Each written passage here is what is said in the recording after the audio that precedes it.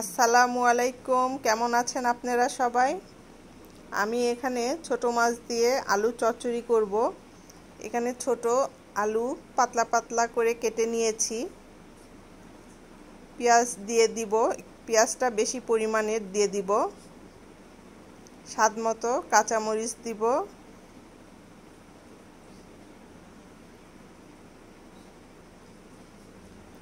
একটা টমেটো চিকন স্লাইস করে দিয়ে দিব।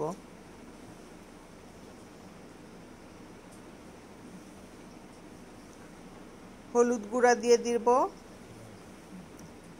মরিচ গুঁড়া দিয়ে দিব, স্বাদ মতো লবণ দিয়ে দিব।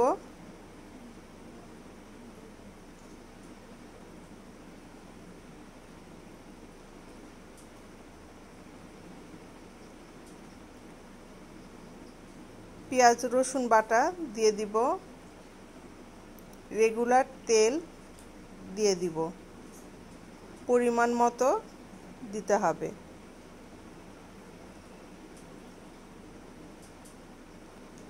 আলুর চচ্চড়িতে তেলের পরিমাণটা একটু বেশি দিতে হয়।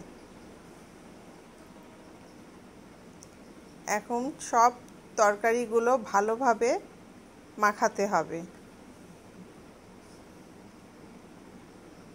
মাখানোর মধ্যেও টেস্ট আসে, তরকারিটা বেশ ভালো মতো মাখিয়ে নিতে হবে।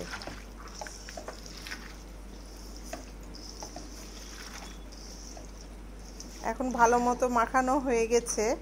আমি আগে থেকেই এখানে ময়া মাছ নিয়ে নিয়েছি, ছোট সাইজের শোল মাছ নিয়ে নিয়েছি। আমি দুই ধরনের মাছ আগে থেকেই একটু সামান্য পরিমাণ লবণ হলুদ দিয়ে মেখে রেখেছিলাম। সব মাছগুলো দিয়ে আবার ভালো মতো একটু মাখিয়ে নিব। মাখানো হয়ে গেলে পরিমাণ মতো পানি দিয়ে দিব।